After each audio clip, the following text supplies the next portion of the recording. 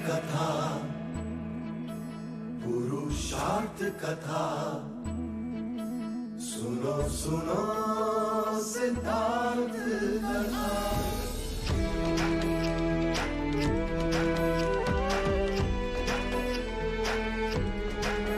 संसार में दुख का कारण क्या, संताप शोक का निवारण क्या। संसार में दुख का कारण क्या, संताप शोक का निवारण क्या। इस खोज में सब कुछ त्याग दिया, हर वैभव से वैराग लिया। वो सृष्टि से संयुक्त हुए, सिद्धार्थ से गौतम बुद्ध हुए।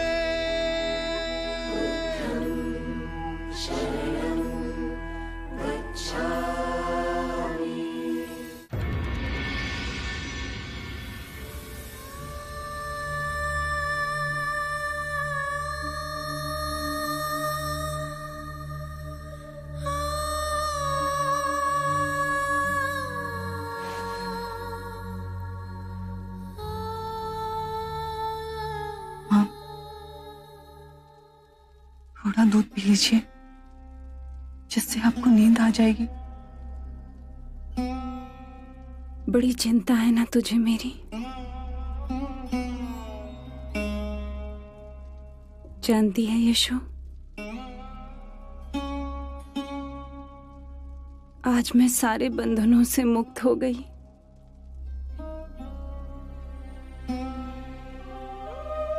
बेटा दूर चला गया, पौत्र भी हमें छोड़ के चला गया। एक महाराज का साथ था, और अब वो भी। कल सुबह प्रातः मैं निग्रोध वन जाकर बुद्ध से प्रवज्य ले लूंगी, भिक्षुक बन जाऊंगी। हाँ, मैंने आपको प्रातः बताया तो था। आज प्रातः ही वो जेठ वन को प्रस्थान कर गए। आप भूल गई, ऐसे भी वो स्त्रियों को दीक्षा नहीं देते। जब परम ज्ञान प्राप्त कर पहली बार कपिलवस्तु आए थे, तब मैंने भी उनसे यही अनुरोध किया था।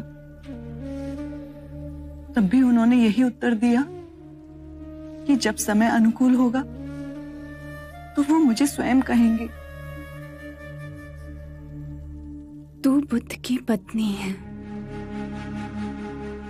तुझे दीक्षा देने में उसे संकोच हुआ होगा। कोई मर्यादा बीच आई होगी, किंतु मैं उसकी मां हूं। मैं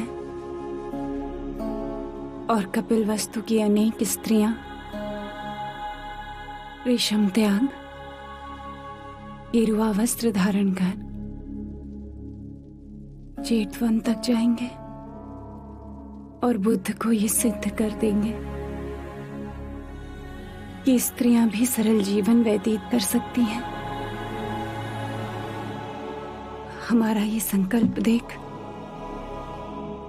बुद्ध हम पर करुणा का हस्त अवश्य रखेंगे,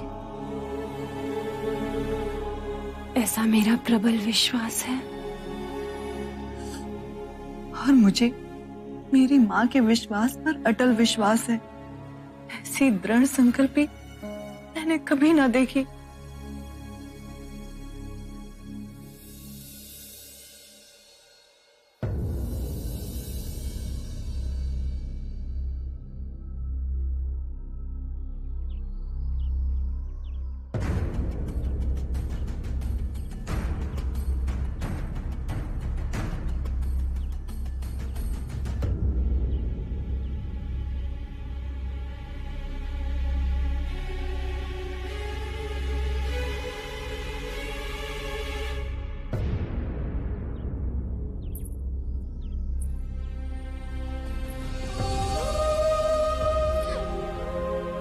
दीदी, इतना कठोर निर्णय दीदी, मैं आपको इस दशा में नहीं देख पाऊंगी।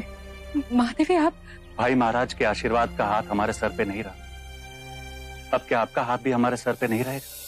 इस जीवन में तुम सब जैसे प्रेम करने वाले भाई बहन मिले, तुम्हारा बड़ा उपकार है मुझ पर। और मुझे पूरा विश्वास है कि मेरी अनुपस्थिति में तुम धर्म और न्याय का पालन करोगे।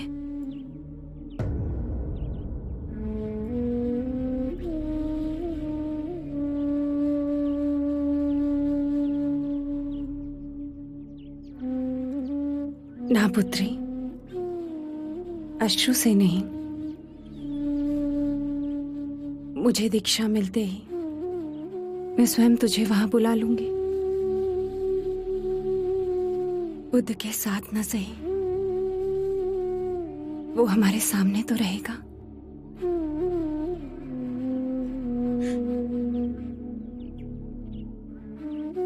मंगला दीदी, मैं यशो को तुम्हें सौंपती हूँ। मेरी पुत्री का ध्यान रखना, उसके मन को कभी चोट ना पहुंचे। आज से यशो के आंसू मेरे, उसकी सारी पीड़ाएं मेरी। मैं ये तो नहीं कह सकती कि मैं कभी भी आपका स्थान ले सकती,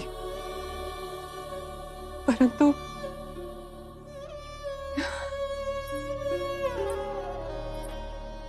ये वचन अवश्य देती हूँ कि यशो को अपने दिल से सहेज कर रखूंगी। आज से मैं इसकी माँ हूँ।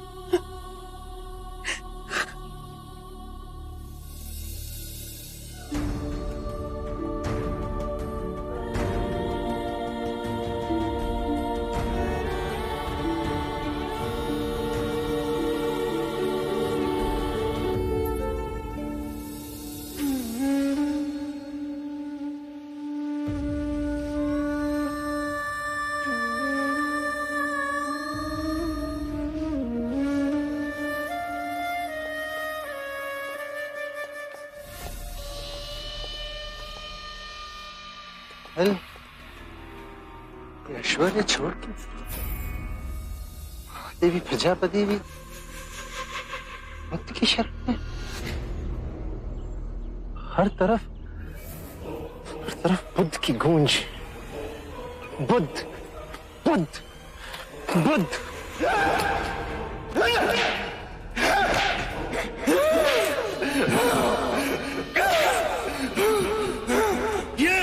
ये अजातशत्रु से मित्रता करने के लिए,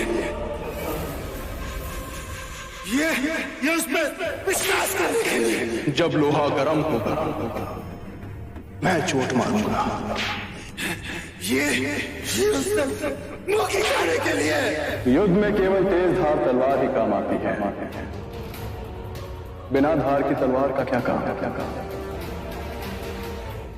ये सिंहासन गंवाने के लिए।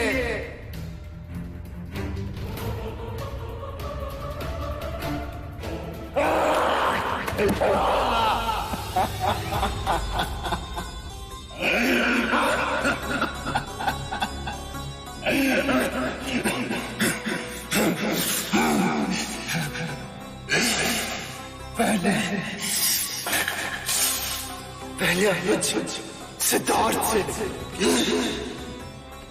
फिर युवराज सिद्धार्थ से, फिर यशोधरा के प्रेमी सिद्धार्थ से। यशोधरा, ये तुम्हारे। तुम मेरे लिए कुछ नहीं लाए सिद्धार्थ?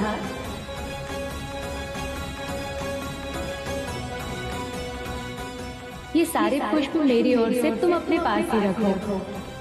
मेरे लिए तो ये एक कमल ही पर्याप्त है।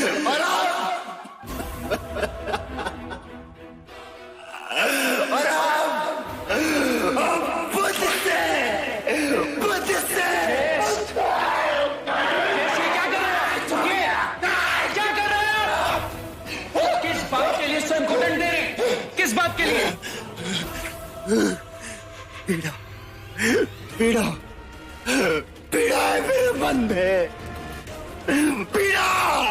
पीड़ा से मुक्ति पाने का ये कोई मार्ग नहीं। बुद्ध के बताए हुए मार्ग पर चले, आपको परम शांति प्राप्त होगी।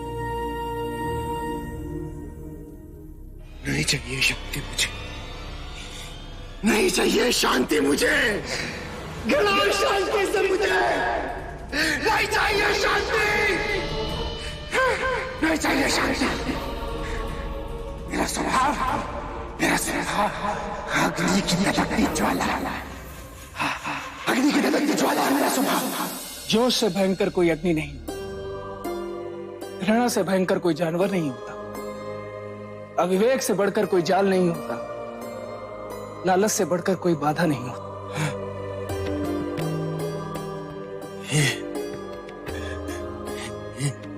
ये वाणी मेरी नहीं है, ये वाणी बुद्ध की है। ज्येष्ठ, आपको जिस रोग से पीड़ा हो रही है वो मन का रोग है। मेरा एक सुझाव मानेंगे आप? कुछ दिन के लिए भिक्षुक बनकर बुद्ध के साथ रहिए। कुछ दिनों में आपके मन का जड़ ठीक हो जाए, आप अपने अंदर एक रूपांतरण पाओगे, मन शांत हो।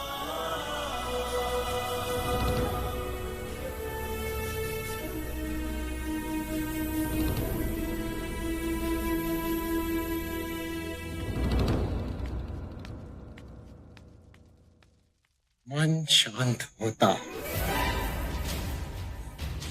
यदि अजात शत्रु ने मुझसे विश्वासघात न किया होता। बचपन से लेके आज तक एक ही है जिसने मेरा सब कुछ छीन लिया, मेरा सुख, मेरी शांति, मेरा मान, सम्मान, अभिमान, मेरा प्रेम, मेरा प्रथम प्रेम, राजसिंहासन, सब कुछ छीन के तुम तो भगवान बन के बैठ गए सिद्धार्थ।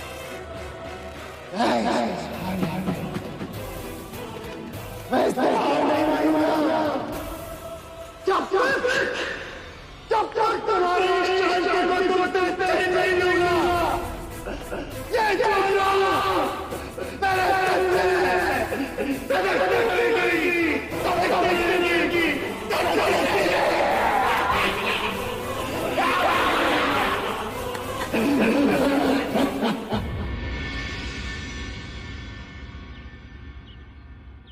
इतने सारे भिक्षु द्वार पर?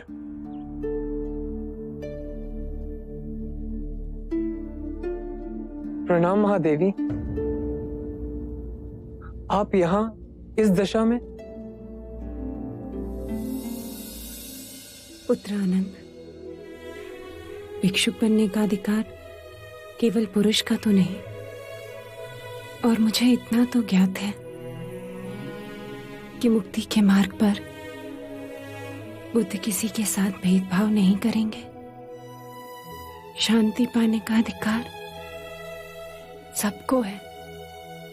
बुद्ध ने स्वयं कहा है, धनी, निर्धन, छूत, अछूत सब संग में आ सकते हैं।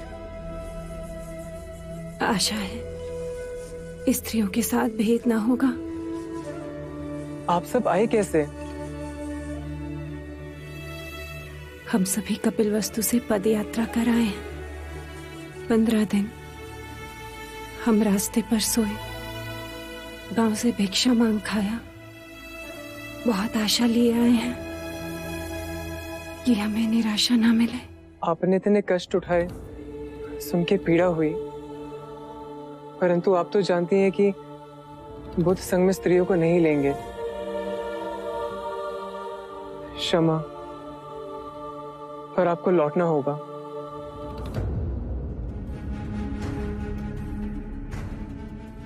हम बहुत दूर से आए हैं, अब लौटेंगे नहीं। और हमने ये सिद्ध कर दिया कि हम भी भिक्षुक की भांति सब त्याग सकते हैं। हम पर कृपा करो, बुद्ध के पास हमारा निवेदन ले जाओ। हमें हमारे दुख से निवारण केवल इसलिए ना मिलेगा क्योंकि हम स्त्री हैं। हमें भी अधिकार है निर्वाण पाने का। बुद्ध से हमारे लिए विनती करो, हमारे दुख का व्याख्यान करो। जिस बुद्ध के हृदय में सारे संसार के लिए इतनी करुणा है, वो हम पर भी करुणा अवश्य बरसाएंगे। आप यहाँ विश्राम कीजिए, मैं तुरंत बुद्ध के पास जा आपका निवेदन उन्हें देता हूँ। मैं वचन देता हूँ कि जो बन पड़ेगा करूंगा।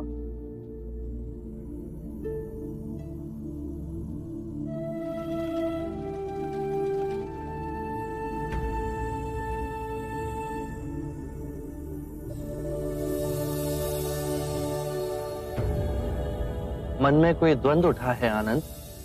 एक प्रश्न है, क्या स्त्रियों में भी क्षमता है कि वो साधना कर सके, समाधि पा सके, अरिहंत बन सके? कोई संदेह नहीं, स्त्रियों में महान शक्ति। तो संघ के द्वार स्त्रियों के लिए क्यों बंद हैं? शाक्य मुनि, महादेवी प्रजापति अपना सब त्याग कर गेरुआ धारण कर कपिलवस्तु से पैदल चल आपके पास आई हैं। उनके पांव रक्त से लथपथ छाले पड़े हुए हैं, ये सिद्ध कर कि जितनी यातना पुरुष झेल सकता है उतनी स्त्री भी झेल सकती है। आंखों में केवल एक ही आशा लिए और हाथ विनती से जोड़े कि उन जैसी स्त्रियों को आप दिशा दिखाएंगे। उन्होंने कहा है कि स्त्रियां पूर्ण जीव हैं, उन्हें भी अधिकार है मुक्ति पाने का। हे करुणा निधान, अपनी कृपा का हाथ उन दुखियारियों पे रखिए।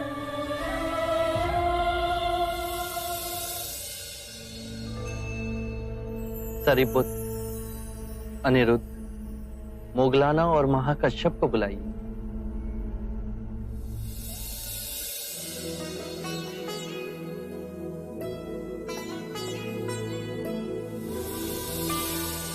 प्रणाम महादेवी। क्या? नहीं, मैंने जल का त्याग किया है। जब तक अब बुद्ध मुझे दीक्षा नहीं देंगे, मैं जल ग्रहण नहीं करूंगी। आप सबने जो 8 नियम बनाए हैं उससे मैं सहमत हूं। आनंद, तुम जाकर इन नियमों की जानकारी दे दो। यदि आप स्वयं आए तो माता प्रजापति को प्रसन्नता होगी।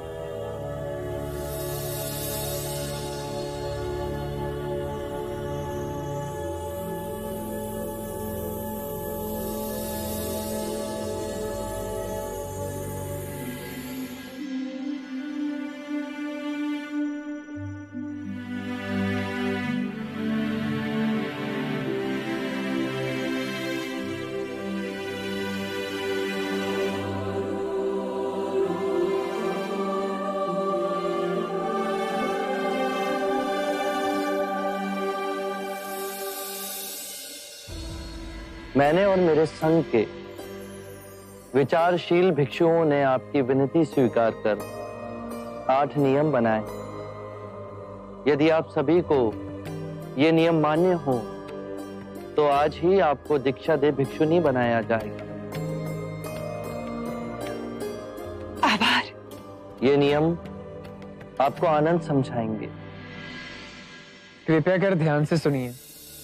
1, भिक्षुणी सदैव दूसरी भिक्षुणी को सम्मान देगी, चाहे वो आयु में उनसे बड़ी हो या उनसे साधना में अधिक वर्ष लगाए हों। 2, 3 माह के एकांतवास में भिक्षुणी का समुदाय भिक्षु के समुदाय के निकट रहेगा, जिससे वो भिक्षु से आध्यात्मिक ज्ञान और अध्ययन में सहायता ले सके। 3, माह में 2 बार भिक्षुणी समुदाय किसी प्रतिनिधि के द्वारा भिक्षु को आमंत्रित करेंगी, जो कि तय करे कि उपासना उपवास का दिन कौन सा हो। 4, वर्षा ऋतु के एकांतवास पश्चात भिक्षुनियां पावन के लिए आएंगी। ये दिवस बोधिसत्व का पावन दिन 11वें माह की पूर्णमासी को मनाया जाएगा। इस दिन कोई भी वाद विवाद जो दुर्भाग्य से उठ खड़ा हुआ हो उसका निवारण होगा। इस पावन दिवस भिक्षुनियां अपने आत्म मार्ग के अभ्यास का लेखा जोखा भिक्षुनियों के समक्ष ही नहीं अपितु भिक्षुओं के समक्ष भी रखेंगी। 5. यदि किसी भी भिक्षुनी ने किसी भी नियम का उल्लंघन किया हो तो उसे भिक्षु और भिक्षुनियों के समक्ष यह स्वीकारना होगा। 6. आत्मिक अभ्यास के पश्चात नवदीक्षित को पूर्ण भिक्षुनी बनने के वचन भिक्षु और भिक्षुनियों के समक्ष ही लेने होंगे। 7. भिक्षुनी किसी भी भिक्षु की आलोचना और निंदा नहीं करेगी। 8. भिक्षुनी किसी भी नए भिक्षु को धर्म का ज्ञान नहीं देगी। क्या आप सभी को ये नियम मान्य है?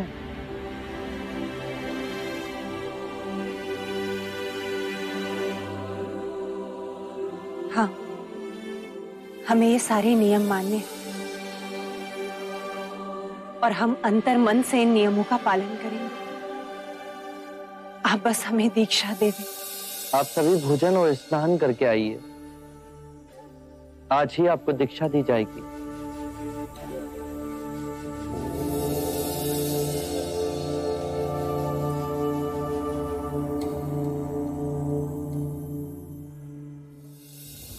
आप सब चिंता ना करें। ये नियम इसलिए बनाए गए हैं ताकि संघ के संचालन में कोई बाधा ना हो, कोई उपद्रव खड़ा ना हो। इन नियमों का पालन करकर हम आध्यात्मिक पथ पर आगे बढ़ेंगे। स्त्रियों को आज तक जिस मुक्ति से वंचित रखा गया वो आज हमें मिलने जा रही है। बुद्ध के इस कदम से हम सभी को मोक्ष में पुरुष के बराबर का हिस्सा मिलेगा।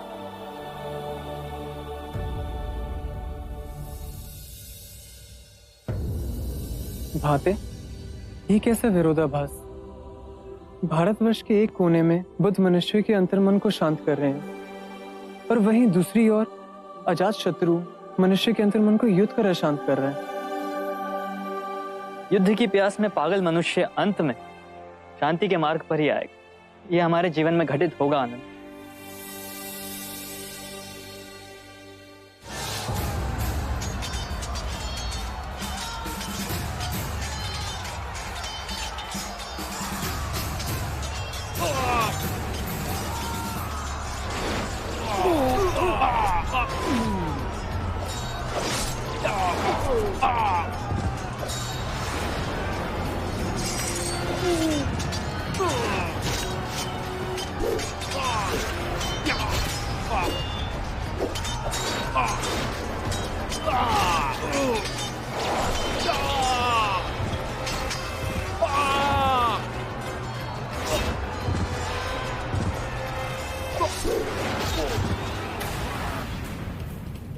धैर्य रखो, धैर्य रखो सैनिक, धैर्य रखो।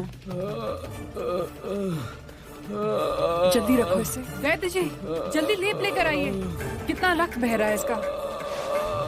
जल्दी जल्दी। धैर्य रखो सैनिक, धैर्य रखो। रक्त का बहाव जल्द ही बंद हो जाएगा।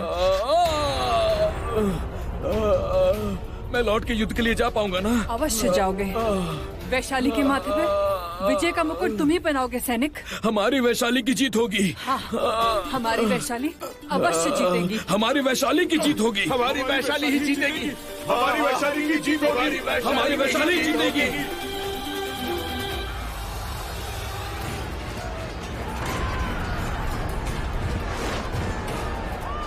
महाराज, हमारे दक्षिणी सैनिकों का एक दल मारा गया है। चारों ओर हड़कंप मची हुई है। सैनिक निराश होकर मैदान छोड़कर भाग रहे हैं। यदि आप शीघ्र यहां से ना निकले तो हमारी हार निश्चित हो जाएगी। आपको शीघ्र ही निकलना होगा महाराज।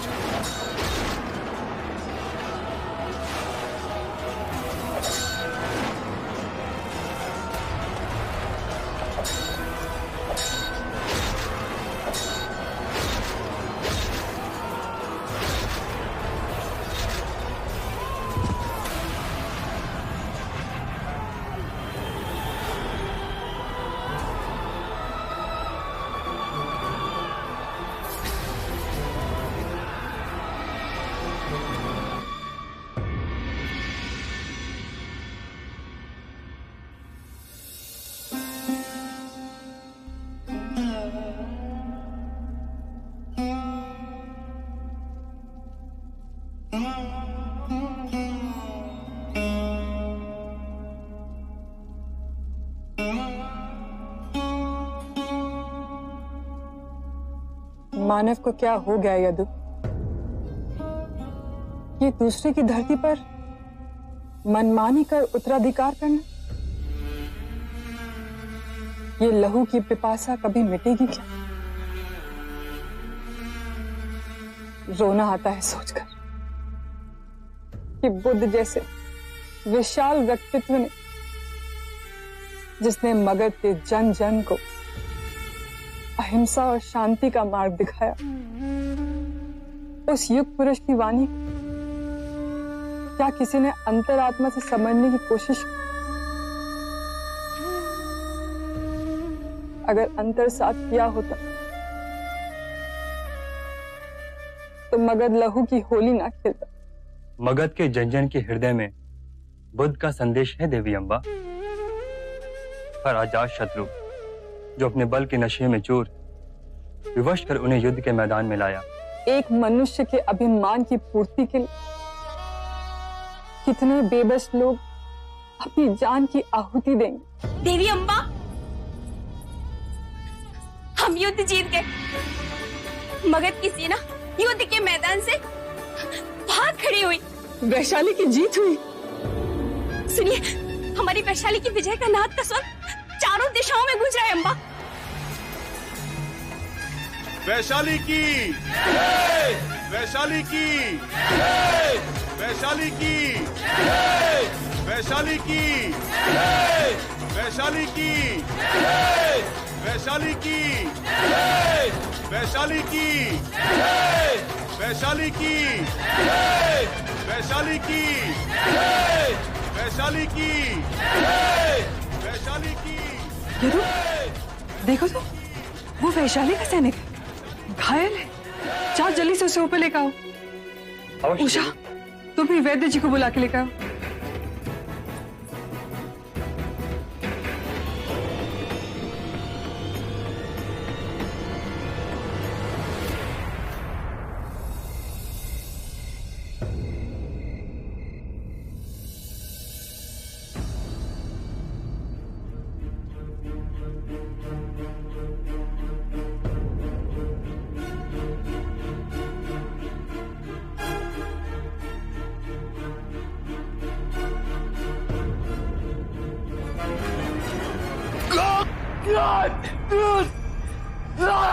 तुम सुरक्षित हो।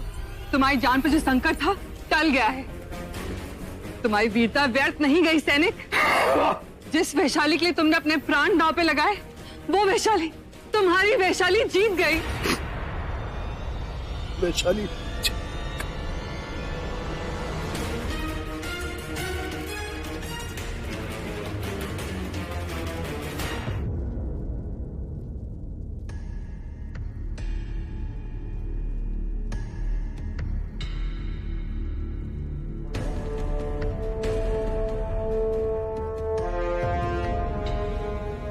देवी अम्बा, घाव बहुत ही गहरा है और ज्वर भी इन्हें भीषण चढ़ गया है।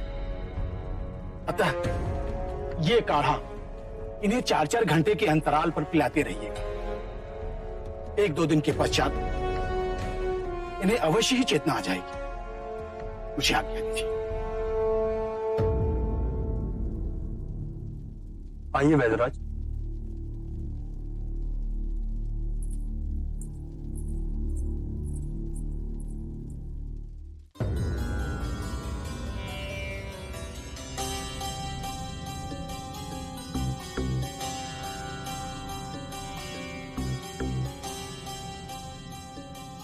इनका चेहरा किसी सामान्य सैनिक की जैसा नहीं है।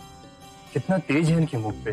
हाँ यदु, राजसी आभा है इनके मुखमंडल पे। ये कोई सामान्य सैनिक नहीं, ये बहुत बड़े योद्धा लगते हैं। इतना रक्त बह जाने के बाद भी जीवित हैं। तुम जाओ यदु, जब तक इन्हें चेतना नहीं आ जाती मैं इनके पास ही बैठी रहूंगी। इतने दिवस बीत गए, आपका कोई समाचार नहीं आया। तुम्हारे दुख भरे दिन बीत गए यशो। आ गया जेतवन से समाचार। जब सबकी मती जाए मारी तो कौन करे रखवारी। देव, जो समाचार है वो बताओ, अपनी व्याख्या ना सुनाओ। संदेश आया है जेतवन से कि महादेवी प्रजापति को बुद्ध ने दीक्षा दे दी। अब संघ में स्त्रियों को भी प्रवेश दिया जाएगा। मुझे माँ के विश्वास पर अटल विश्वास था और इनके निर्णय पर मैं जीवन भर अडिग रही। तो उससे पाया क्या? तुम नहीं समझोगे। अब मेरे मार्ग में कोई भी बाधा नहीं है। मैं भी भिक्षु नहीं बन सकूंगी। तुम्हारी वर्षों की तपस्या सफल हुई अशोक। तो बस माँ के बुलाने की प्रतीक्षा है। मुझे इनका सानिध्य मिलेगा, राहुल और नंद का साथ भी होगा। मैं भी आध्यात्मिक मार्ग पर चल सकूंगी। वाह वाह देवी वाह। सब भिक्षुणियों के साथ में तुम भी एक भीख का कटोरा लेके वहां घूमना। अरे कभी सोचा है यशो, ये ऐश्वर्य, ये सुख, ये स्मृति क्या कि तुम्हें मिलेगा क्या? इनके दर्शन। बहुत बड़ी भूल कर रहे हो यशो। चेत जाओ समय रहते। तुम्हें क्या लगता है यदि तुम संघ में शामिल हो जाओगी तो तुम बुद्ध को पा सकोगे? जो खोना था तो खो ही चुकी हूँ, और अब कुछ पाने की हृदय में कोई कामना ही नहीं है। तो सुन लो ध्यान से, बुद्ध वह केवल एक गुरु है, न किसी का पुत्र, न किसी का पिता, न किसी का पति। सोच लो यशो, वहां ना तो कोई विशिष्ट स्थान होगा और ना ही सम्मान। उठाओ अपनी आंखें और देखो यशो, क्या नहीं है तुम्हारे पास यहाँ? क्या है जो तुम पा सकती हो? ये राज कराने की देख रेख, ये वैभव, ये ऐशो आराम, सब ठुकरा के एक भिक्षुणी बन के जीना बहुत कठिन होगा यशो। बुद्ध ने कहा है कि प्रत्येक व्यक्ति अपने स्वास्थ्य और रोग का स्वयं रचयिता होता है, और जिसका प्रमाण आप दे रहे हैं कि कितना रुग्ण है आपका अंतर। और रही बात मेरी, तो एक बात सुन लीजिए, जिसे आप सुख समझते हैं और दुर्भाग्यवश जिसे आपने सदैव धन से तौला, जीवन के परम सत्य को समझने के लिए केवल हृदय के द्वार की आवश्यकता है। तुम्हारे बुद्ध का हृदय सूख चुका है, इतना भर गया है कि उनके प्रेम की नदी चारों ओर सभी के लिए बह रही है। मेरा और उनका क्या नाता है ये तुम नहीं समझोगे, पर फिर भी अंतिम बार आपको समझाने की चेष्टा करती हूँ। मेरा और उनका नाता हृदय का है, और केवल इस जन्म का नहीं, अपितु कई जन्मों का है।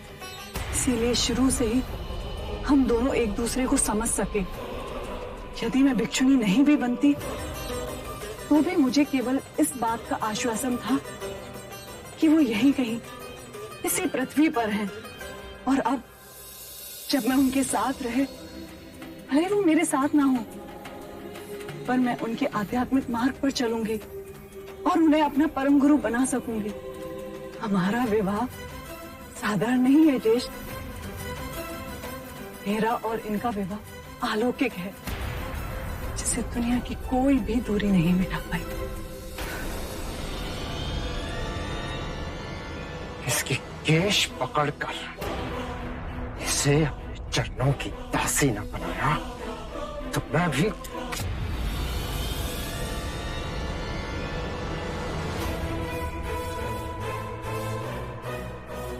हाथ लगाने की चेष्टा भी की तो हाथ काट दूंगी, और ये आंख उठा दोबारा यशो को देखा भी ना, आंखें नोच लूंगी मैं। हट जाओ मेरे रास्ते से पागल औरत, हट!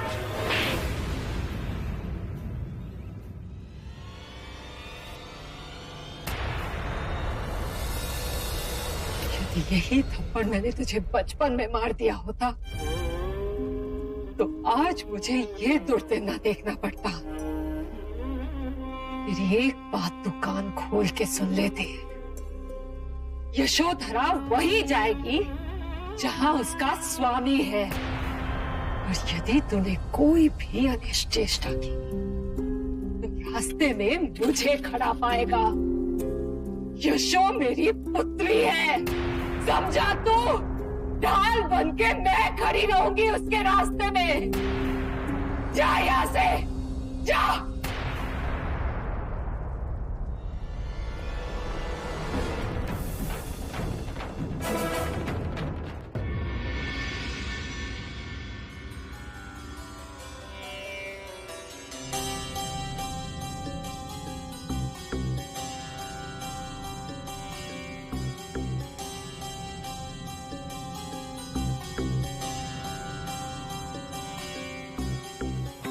भागो मत, युद्ध करो, युद्ध करो, शीश दे दो पर अपना अभिमान मत दो। युद्ध करो कायरो, युद्ध करो, युद्ध करो। सैनिक, भाई से क्यों कांप रहे हो? संभालो अपने आप को सैनिक, सैनिक।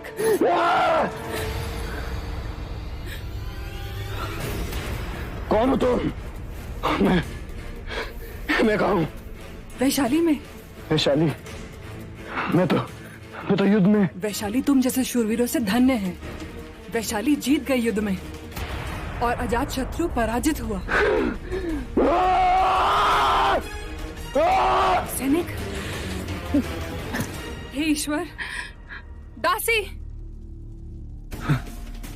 सैनिक, ये पी लो।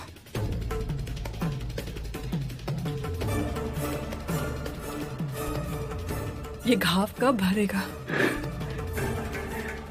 इतनी आसानी से मैंने भरने नहीं दूंगा। ये घाव भरेगा नहीं तो आपके प्राण को संकट है। मैं इतनी आसानी से मरूंगा भी नहीं।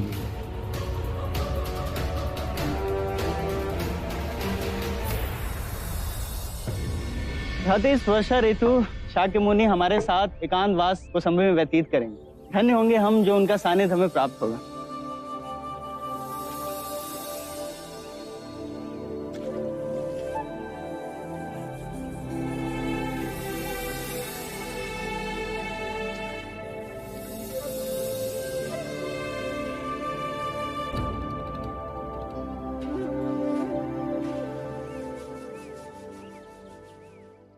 सूत्राचार्य क्या बन गए? अपने आप को बुद्ध के बराबर समझते हैं। बड़ा अभिमान है। अब आप भी तो शिलाचार्य हैं, लेकिन आप तो कितने विनम्र हैं। अब देखना, हाथ धोकर बिना गंदा पानी फेंके और नया पानी भरे यहाँ से चले जाएंगे। अरे 2-3 दिन से यही कर रहे हैं। आप शिलाचार्य हैं, सब पर नियम लागू आप करते हैं। आज आप इन्हें रोकिए और इनके आचरण का विरोध कीजिए। सूत्राचार्य रुकिए। महानुभाव, क्या मुझे आपको शीलता का पाठ पढ़ाना होगा? बुद्ध सबको समान समझते हैं, तो नियम भी सब पर समानता से लागू होते हैं। क्या हो गया? खाने के झूठे हाथ धोकर वो गंदा पानी फेंक कर उस बर्तन में नया पानी भरना पड़ता है। मैं भूल गया। 2-3 दिवस से आप हमेशा भूल जाया करते हैं। इतनी तुच्छ बात को इतना तुल क्यों दे रहे हैं? देना पड़ता है क्योंकि यहाँ कोई भी आपका दास नहीं। मैं सूत्राचार्य हूँ। आप मुझे शालीनता सिखाने से पहले विनम्रता सीखिए। सूत्र क्या सिखाए? आप बात करना भी आप सिखाएंगे? आप शिलाचार्य को सम्मान दीजिए। कैसे सम्मान दें? अपने क्रोध पे तो आपका वश है नहीं। शिलाचार्य जी को समय और अवसर का कोई ज्ञान है नहीं। आप शिलाचार्य का अपमान कर रहे हैं। तो वे कौन सा सूत्राचार्य पे फूलों की वर्षा कर रहे हैं? सूत्राचार्य तो आपके शिलाचार्य से कहीं अधिक गुणी। इनके गुण तो हम देख चुके। आप ईर्ष्या करते हैं मुझसे। मैं क्यों ईर्ष्या करूंगा आपसे? मैं तो केवल आपको आचरण समझा रहा हूँ। आचरण समझाने का ये कौन सा तरीका है? तो क्या करूं? कोई गलती करता है, आप तो गलतियां दोहराते ही जा रहे हैं। इससे यह समझ आता है कि सबके लिए आपके मन में समान भाव नहीं है। आपने ये निष्कर्ष कैसे निकाल लिया? यदि आपके मन में समान भाव होता तो आपके बाद में आने वाले भिक्षु को क्या सेवक समझते आप, जो आपकी छूटन उठाए? आपके मन में मेरे लिए बैर है। मैं क्यों बैर पालूंगा? गलती की है तो मान जाइए, गुण तो हम देख चुके हैं। बुद्ध के भिक्षु कहलाते हैं अपने आप को, और इतनी छोटी सी बात का पतंगड़ बना रहे। इस तरह का उपद्रव करने से संघ में फूट पड़ेगी, और ये बात बाहर जाते हुए कोई समय ना लगेगा। संघ का नाम खराब हो, इससे पहले मैं तुरंत जहां बुद्ध को इसकी सूचना देता हूँ। ऐसी भी क्या बड़ी गलती कर दी मैंने? लो, अब आपको अपनी गलती बड़ी नहीं लग रही। आप कोई पुरानी शत्रुता निकाल रहे हैं मुझसे। आप अपनी गलती स्वीकार नहीं कर रहे हैं, आप झूठे हैं। मैं झूठा हूँ? हाँ।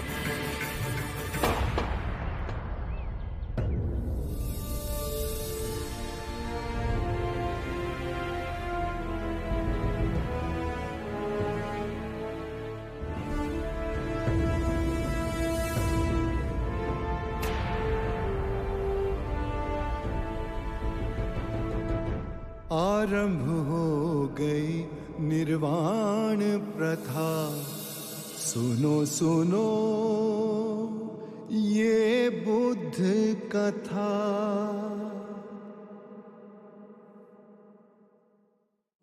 जोश से भयंकर कोई अग्नि नहीं, घृणा से भयंकर कोई जानवर नहीं, अविवेक से बढ़कर कोई जाल नहीं, लालच से बढ़कर कोई बाधा नहीं।